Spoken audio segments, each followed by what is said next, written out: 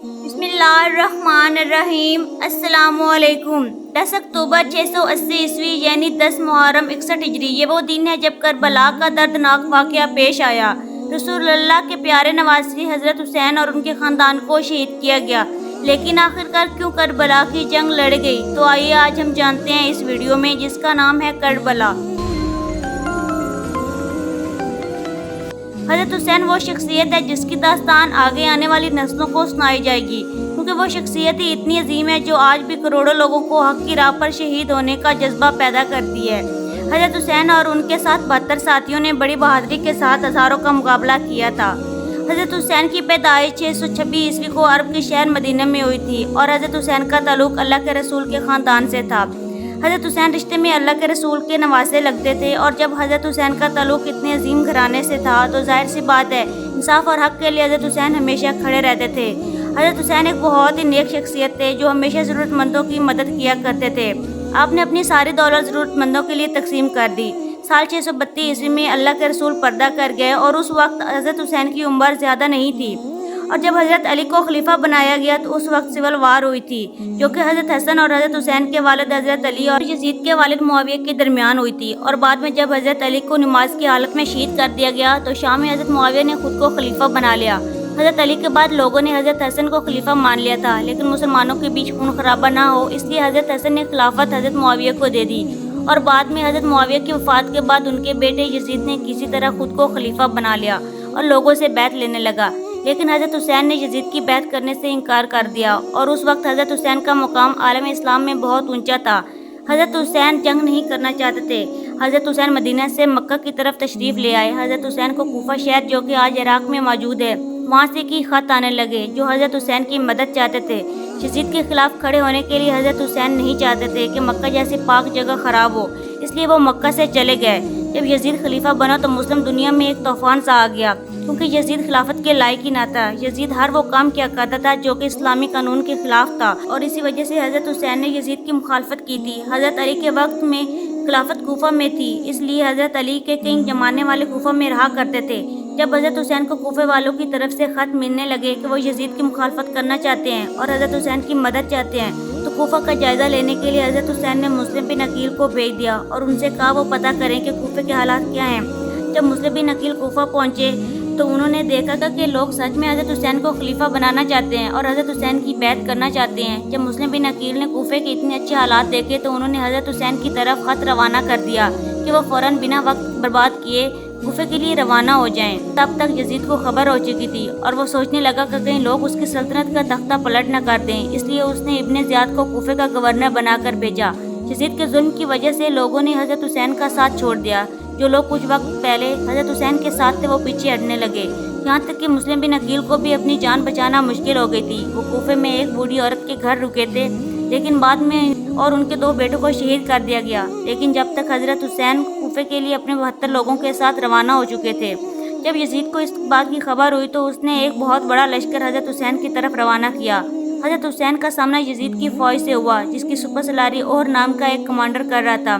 حضرت حسین کوفے سے کچھ دور ایک جگہ پر ٹھہر گئے، وہ جگہ جو کہ ایک ریگستان زمین تھی، جہاں پر ایک ذرہ برابر بھی پانی نہ تھا، اور اس جگہ کا نام ہے کربلا، جہاں پر حضرت حسین نے خیمے لگا رکھے تھے۔ تو اس جگہ کو یزید کی فوج نے گھیر لیا۔ حضرت حسین نے جب یزید کی فوج سے پانی مانگا تو انہوں نے منع کر دیا۔ حضرت حسین کے ساتھ ان کے چھوٹے چھوٹے بچے بھی موجود تھے۔ حضرت حسین کے لیے اس فوج نے پانی بند کر دیا تھا۔ حضرت حسین اور ان کے 72 لوگ کئی دنوں سے پیاسے تھے، اور وہ بھی ایک ریگستان میں جہاں پر گرمی اپنی شدت پر تھی۔ کچھ وقت کے بعد حضرت حسین نے اس فوج کے خلاف جنگ کرنے کا فیصلہ کر لیا۔ حضرت حسین کی طرف سے کئی لوگ گئے اور انہوں نے فوج کا مقابلہ کیا اور کئی سپاہیوں کو قتل کیا، لیکن کچھ وقت کے بعد وہ بھی شہید ہو گئے۔ حضرت قاسم بن حسن حضرت حسین کے بیٹے تھے اور حضرت علی کے پوتے تھے۔ کربلا کی جنگ میں حسین کا بھتیجا تھا۔ حضرت حسین نے حضرت قاسم بن حسن کو جنگ کرنے سے منع کر دیا، کیونکہ حضرت قاسم بن حسن بہت چھوٹے تھے، ان کی عمر تقریباً 13 سے 16 سال کے بیچ میں تھی۔ حضرت حسین نے اپنے بھتیجے کو میدان کربلا میں جانے سے روک لیا اور کہا، قاسم تم میرے بھتیجے ہو اور میرے بھائی کی نشانی ہو، میں تمہیں نہیں جانے دے سکتا۔ حضرت قاسم بن حسن نے ایک تعویذ نکال کر دیا اور کہا، اے چچا حسین، یہ تعویذ مجھے میرے بابا نے دیا تھا اور کہا تھا جب کوئی مشکل وقت آ جائے تو اسے کھول کر دیکھنا۔ جب تعویذ کو کھول کر دیکھا گیا تو اس پر لکھا ہوا تھا کہ میرے بیٹے قاسم، اگر حسین پر کبھی مشکل وقت آ جائے تو ہمیشہ حسین کے ساتھ رہنا۔ حضرت حسین نے حضرت قاسم بن حسن کو میدان جنگ میں جانے کی اجازت دے دی، और एक एक करके हज़रत कासिम बिन हसन ने कत्ल किया। जब फौज के कमांडर उमर बिन साद ने देखा कि मुकाबले में हज़रत अली के पोते कासिम बिन हसन आए हैं तो वो कहने लगा कि अकेले कासिम का मुकाबला नहीं किया जा सकता। उसने हुक्म दिया कि सब लोग एक साथ हमला करो। सब ने एक साथ आप पर तीर चलाए और एक तीर आपकी गर्दन पर जा लगा और कासिम बिन हसन को शहादत नसीब हुई।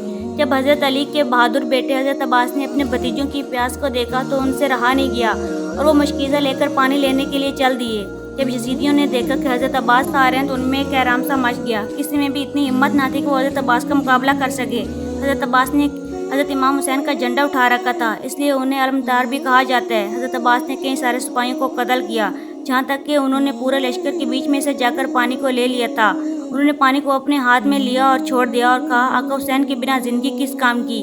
इन्होंने पानी भरा और वहाँ से चल दिए। यजीद गिरोह की तरफ पीछे छुपे हुए थे। जब हज़रत अब्बास मैदान में आए तो उन्होंने छुपकर हज़रत अब्बास पर तीर चलाए। एक तीर मुश्किज़े पर लगा और पानी बहने लगा। उन्होंने धोखे से हज़रत अब्बास पर हमला किया और उनके हाथ को शहीद कर दिया और हज़रत अब्बास को शहादत नसीब हुई। इस जंग में हज़रत हुसैन ने अपने भतीजे को खोया, अपने भाई को खोया, अपने बेटे को खोया। हज़रत हुसैन के बेटे हज़रत अली असगर सिर्फ 6 महीने के थे जब इन्हें शहीद किया गया। हज़रत हुसैन ने हज़रत अली असगर को अपने सीने से लगाया और मैदान जंग की तरफ बढ़े। हज़रत हुसैन ने फरमाया, ये जंग तुम्हारी मुझसे है, इस बच्चे को पानी दे दो। उनमें से एक सिपाही सामने आया जिसका नाम हरमला था। उसने 3 नेज़ों वाला तीर अली असगर पर चलाया। वो तीर उनकी गर्दन पर जा लगा। हज़रत अली असगर ने अपने वालिद के हाथों में शहादत पाई। हज़रत हुसैन के कई सारे सिपाही शहीद हो चुके थे, सिवाय खातूनों के कोई भी बाकी ना था। और उसके बाद हज़रत हुसैन ने खुद करबला के मैदान में जाने का फैसला कर लिया। वो अपने घोड़े पर सवार हुए और तलवार लहराते हुए दुश्मन के लश्कर की तरफ बढ़े। हज़रत हुसैन को देखकर सारे यजीद खौफ में आ गए। हज़रत हुसैन का मुकाबला करना यजीदियों के बस में ना था। इस करबला की गर्मी में हज़रत हुसैन भूखे प्यासे लड़ रहे थे। तन्हा लड़ने के बाद भी हज़रत हुसैन से कोई भी मुकाबला नहीं करना चाहते थे और उसकी वजह यह थी कि वो मौला अली के बेटे थे। जब इब्ने साद देखने लगे कि ये हुसैन है और इससे यकीन हो गया कि हज़रत हुसैन का मुकाबला नहीं किया जा सकता, उसने सारे सिपाहियों को हुक्म दिया कि एक साथ हज़रत हुसैन पर हमला करो, लेकिन सब नाकामयाब लौटे। जालिम तादाद में कितने भी ज़्यादा क्यों ना हो, लेकिन वो हक और सच के सामने टिक नहीं पाते। हज़रत हुसैन लड़ रहे थे, तभी उन्होंने देखा कि असर की नमाज का वक्त हो गया और उन्होंने जंग के मैदान के बीच में ही नमाज अदा करने का फैसला किया। यजीदियों को वो मौका मिल गया जिसका उन्हें बहुत लंबे अरसे से इंतज़ार था और जब हज़रत हुसैन सजदे में गए तो यजीदियों ने इस चीज़ का फ़ायदा उठाकर उन्हें शहीद कर दिया।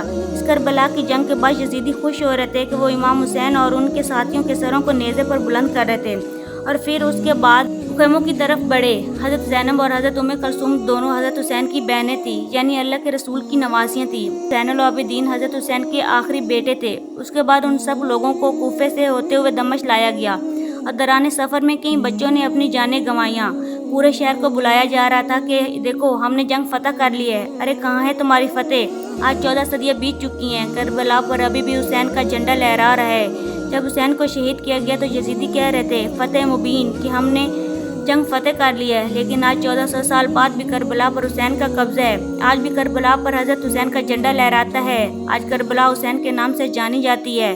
मुझे फ़ख्र है कि मैं उस उम्मत में से हूँ जिनको इमाम हुसैन जैसा हो। अल्लाह ताला हम सबको इमाम हुसैन की राह पर चलने की तौफीक अता फरमाए। आमीन।